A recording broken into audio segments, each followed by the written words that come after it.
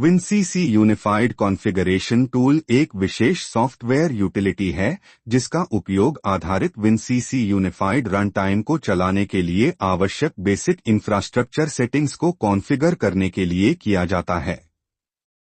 2026 के नवीनतम version V20+ में इसके मुख्य विवरण नीचे दिए गए हैं। Website settings. यह टूल WinCC यूनिफाइड को एक वेब सर्वर के रूप में सेटअप करता है। सर्टिफिकेट्स, यह ब्राउज़र कनेक्शन को सुरक्षित करने के लिए डिजिटल सर्टिफिकेट बनाता या चुनता है। सुरक्षित संचार के लिए यह अनिवार्य है।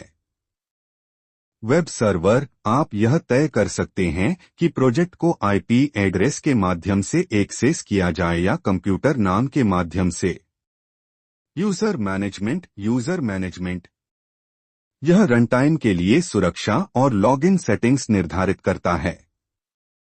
लोकल मैनेजमेंट, यदि आप टिया पोर्टल के भीतर यूजर बनाना चाहते हैं तो लोकल यूजर मैनेजमेंट विकल्प चुनें। सेंट्रल मैनेजमेंट, यदि आप एक ही सर्वर UMC से कई मशीनों के यूजर्स को मैनेज करना चाहते हैं तो सेंट्रल विकल्प चुनें। Archive settings. यहां आप डेटा स्टोरेज की लोकेशन तय करते हैं। डेटाबेस लोकेशन, ऐतिहासिक डेटा जैसे ट्रेंड्स और अलार्म लॉग्स कहां सेव होंगे, इसका पाथ यहां सेट किया जाता है। रिपोर्ट और PDF जनरेशन के लिए स्टोरेज लोकेशन और फॉर्मेट Excel, PDF यहां से इनेबल या डिसेबल किए जा सकते हैं। सिक्योर डाउनलोड, सुरक्षित डाउनलोड। टिया पोर्टल से PC रनटाइम में प्रोजेक्ट लोड करते समय सुरक्षा के लिए यह पासवर्ड की मांग करता है। यदि आप सिमुलेशन या टेस्टिंग कर रहे हैं तो इसे अस्थायी रूप से डिसेबल भी किया जा सकता है ताकि बार बार पासवर्ड न डालना पड़े। WinCC यूनिफाइड सिस्टम सीमेंस द्वारा विकसित एक पूरी तरह से नया और अत्याधुनिक HMI SCADA सॉफ्टवेयर है। इसे आधुनिक औद्योगिक जरूरतों इंडस्ट्री 4.0 को ध्यान में रखते हुए बनाया गया है। आज के ट्यूटोरियल में हम अपनी होस्ट मशीन Windows 11 और Hyper-V पर चल रही वर्चुअल मशीन को एक सिंगल HMI से जोड़ना सीखेंगे। इसके लिए हम टिया पोर्टल का उपयोग करेंगे। ध्यान रखें कि WinCC यूनिफाइड रनटाइम को रन करने के लिए आपके सिस्टम में यूनिफाइड रनटाइम इंस्टॉल होना चाहिए और WinCC यूनिफाइड कॉन्फ़िगरेशन टूल के जरिए सर्टिफिकेट्स कॉन्फ़िगर होने जरूरी हैं। Hyper-V माइक्रोसॉफ्ट का एक फ्री वर्चुअलाइजेशन टूल है जो विंडोज OS के साथ ही आता है। मैंने पहले से ही Hyper-V में एक वर्चुअल मशीन VM तैयार कर ली है जिस पर हम आज का प्रैक्टिकल करेंगे। अगर आप जानना चाहते हैं कि Hyper-V में वर्चुअल मशीन कैसे बनाई जाती है तो कमेंट सेक्शन में जरूर बताएं, मैं उस पर भी एक अलग से वीडियो बना दूंगा। तो चलिए सबसे पहले हम टिया पोर्टल को ओपन करके हार्डवेयर कॉन्फ़िगरेशन शुरू करते हैं। इस वीडियो में डेमो के लिए मैं S7 400 सीरीज PLC का उपयोग कर रहा हूं, लेकिन आप अपनी जरूरत के हिसाब से कोई भी PLC जैसे S7 1200 या S1500 चुन सकते हैं।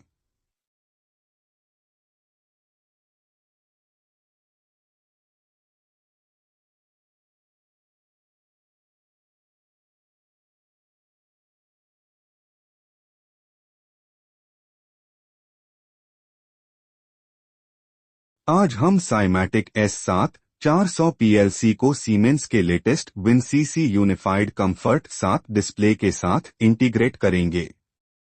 S7 400 एक भरोसेमंद और पावरफुल कंट्रोलर है जिसका उपयोग आज भी बड़े प्रोसेस प्लांट्स में होता है। वहीं WinCC यूनिफाइड सीमेंस की सबसे आधुनिक वेब आधारित विजुअलाइजेशन तकनीक है।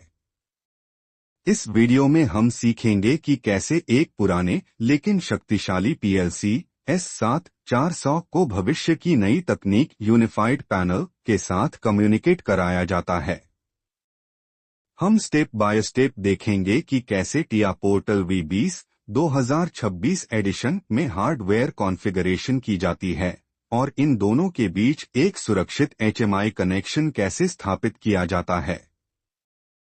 चूंकि यह केवल एक डेमो टेस्ट प्रोजेक्ट है, इसलिए सुविधा के लिए हम यहां सिक्योरिटी पासवर्ड प्रोटेक्शन को इनेबल नहीं कर रहे हैं। हालांकि रियल टाइम इंडस्ट्रियल प्रोजेक्ट्स में सुरक्षा के लिहाज से पासवर्ड सेट करना अनिवार्य होता है, लेकिन सीखने के उद्देश्य से अभी हम इसे स्किप करेंगे। अब हम WinCC यूनिफाइड HMI को PLC के साथ कम्युनिकेट करेंगे। इसके लिए हम हार्डवेयर कैटलॉग ड्रैग बॉक्स में जाकर अपना HMI मॉडल चुनेंगे।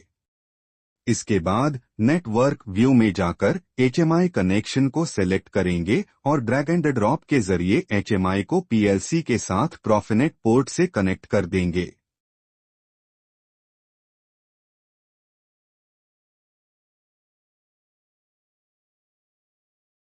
प्रोजेक्ट में हर बदलाव चेंज के बाद उसे कंपाइल करना बहुत जरूरी है, ताकि हम संभावित गलतियों को समय रहते पहचान सकें और उन्हें ठीक कर सकें। इस वीडियो के दौरान आप देखेंगे कि जब कोई एरर आता है तो हम उसे कैसे स्टेप बाय स्टेप पहचान कर करेक्ट कर रहे हैं, जिससे आपको ट्रबल शूटिंग समझने में आसानी होगी। यहाँ पर हमारे पास दो मुख्य एरर आ रहे थे। पहला HMI पासवर्ड नॉट सिलेक्टेड और दूसरा HMI स्क्रीन नेम का। टिया पोर्टल में कंपाइलेशन के दौरान यह सामान्य गलतियां हैं। हम रन टाइम सेटिंग्स में जाकर पासवर्ड सेट करेंगे और स्क्रीन को सही नाम असाइन करेंगे, जिससे ये एरर हट जाएंगे। PLC सिमुलेशन शुरू करें। S7 PLCM। सबसे पहले टिया पोर्टल में अपने PLC प्रोजेक्ट को चुनें। ऊपर मेनू बार में स्टार्ट सिमुलेशन आइकन पर क्लिक करें। S7 PLCM विंडो खुलेगी। यहां अपना IP एड्रेस सेट करें और प्रोजेक्ट को लोड करके PLC को रन मोड में डालें।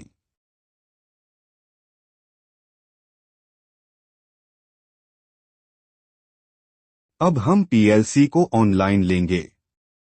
जैसे ही हम गो ऑनलाइन पर क्लिक करेंगे, आप देखेंगे कि प्रोजेक्ट ट्री में सभी आइकॉन के पास ग्रीन सिंबल सर्कल आ जाएगा। यह हरा निशान इस बात का संकेत है कि हमारा ऑफलाइन प्रोग्राम और ऑनलाइन चल रहा PLC कॉन्फ़िगरेशन पूरी तरह से मैच सिंक्रोनाइज्ड हो चुका है। अब हम एक सिंपल लैडर लॉजिक बनाएंगे और उसे HMI कॉन्फ़िगरेशन के साथ लिंक करके पूरा प्रोसेस दिखाएंगे। मैं आपको स्टेप बाय स्टेप दिखाऊंगा कि कैसे PLC टैग्स को HMI स्क्रीन पर मैप किया जाता है। कृपया इन स्टेप्स को बहुत ध्यान से देखें, क्योंकि कम्युनिकेशन सेटअप के लिए यह सबसे महत्वपूर्ण हिस्सा है।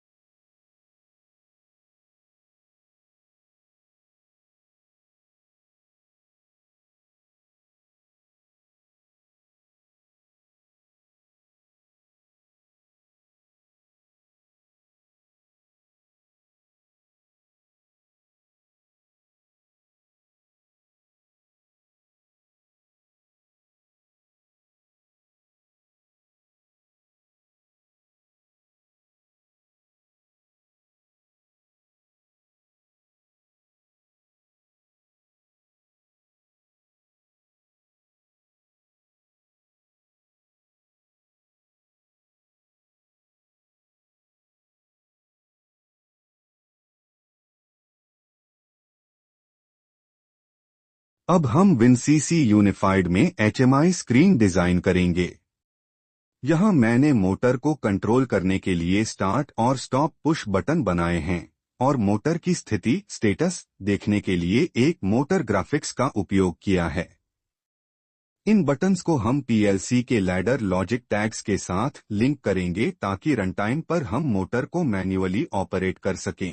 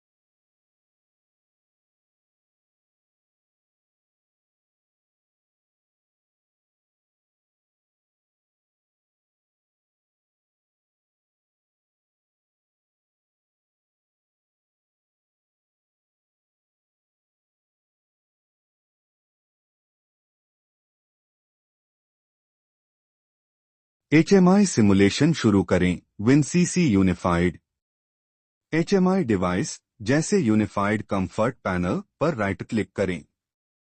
स्टार्ट सिमुलेशन पर क्लिक करें। एक पॉपअप विंडो खुलेगी, डाउनलोड प्रीव्यू। यहां सुनिश्चित करें कि कीप यूजर एडमिनिस्ट्रेशन अनचेक है ताकि आपका पासवर्ड सही से लोड हो सके। रन टाइम मैनेजर खोलें।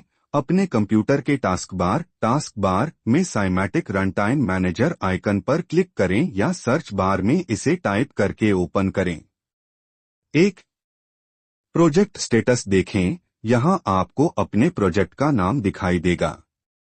उसके बगल में एक छोटा सर्कल इंडिकेटर होगा।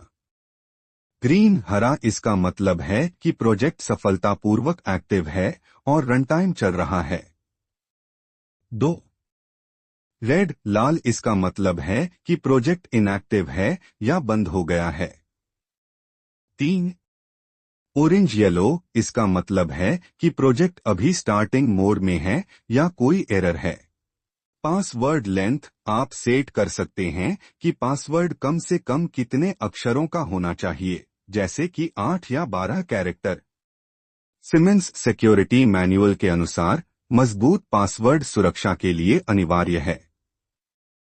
यूजर एडमिनिस्ट्रेशन रोल्स एडमिनिस्ट्रेटर नियम। WinCC यूनिफाइड में केवल यूजर बनाना काफी नहीं है, उन्हें सही रोल्स देना भी जरूरी है। एडमिनिस्ट्रेटर रोल यदि आप किसी यूजर को HMI एडमिनिस्ट्रेटर रोल देते हैं तो उसके पास रनटाइम के दौरान यूजर मैनेजमेंट, अलार्म, एक्नॉलेजमेंट और स्क्रीन बदलने के सभी अधिकार होते हैं। Operator role HMI operator role वाले यूजर केवल बटन दबा सकते हैं या वैल्यू बदल सकते हैं, लेकिन वे सिस्टम की महत्वपूर्ण सेटिंग्स नहीं बदल पाएंगे। अब हमारा रनटाइम पूरी तरह एक्टिव है, तो चलिए इसे वेब ब्राउज़र में एक्सेस करते हैं। मैं यहाँ गूगल क्रोम का उपयोग कर रहा हूँ। एड्रेस बार में https://localhost या अपने पीसी का आईपी एड्रेस टाइप करने पर लॉगिन पेज खुल जाएगा। यहाँ हम अपना वही यूजर नेम और पासवर्ड डालेंगे जो हमने टिया पोर्टल में सेट किया था। लॉगिन करते ही हमारी HMI स्क्रीन ब्राउज़र में लाइव हो जाएगी और हम यहाँ से मोटर को कंट्रोल कर सकेंगे।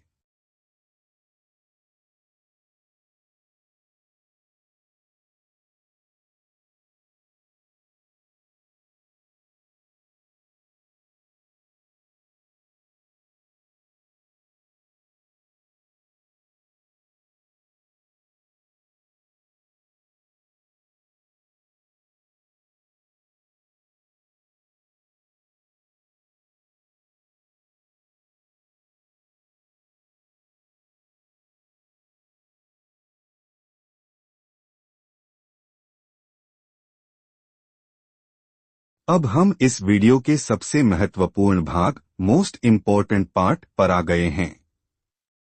यहाँ आप देख सकते हैं कि होस्ट मशीन विंडोज 11 और वर्चुअल मशीन हाइपर-वी दोनों से एक ही समय पर HMI एक्सेस की जा रही है।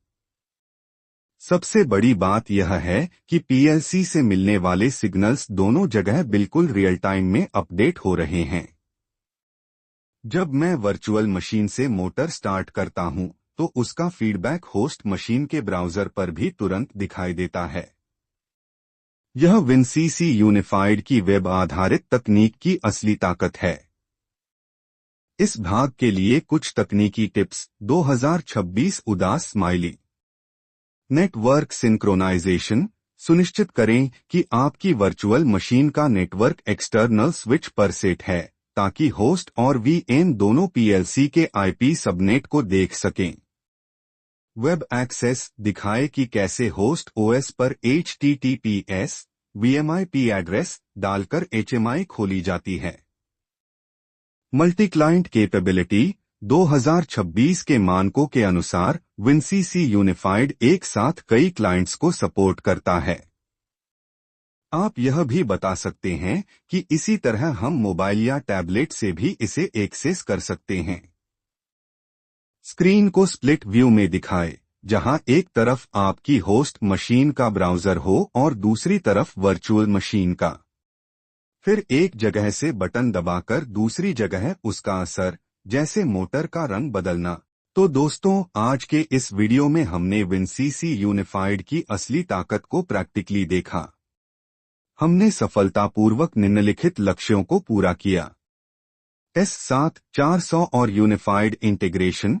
हमने देखा कि कैसे एक क्लासिक S7 400 PLC को आधुनिक WinCC यूनिफाइड प्लेटफॉर्म के साथ कुशलतापूर्वक कम्युनिकेट कराया जाता है। Web based scalability. वीडियो का सबसे महत्वपूर्ण हिस्सा वह था जहां हमने होस्ट मशीन विंडोज 11 और वर्चुअल मशीन हाइपर-वी दोनों से एक साथ HMI को एक्सेस किया। दोस्तों, इस वीडियो को अंत तक देखने के लिए बहुत बहुत धन्यवाद। मुझे उम्मीद है कि S7 400 और WinCC यूनिफाइड का यह सेटअप आपके लिए मददगार रहा होगा।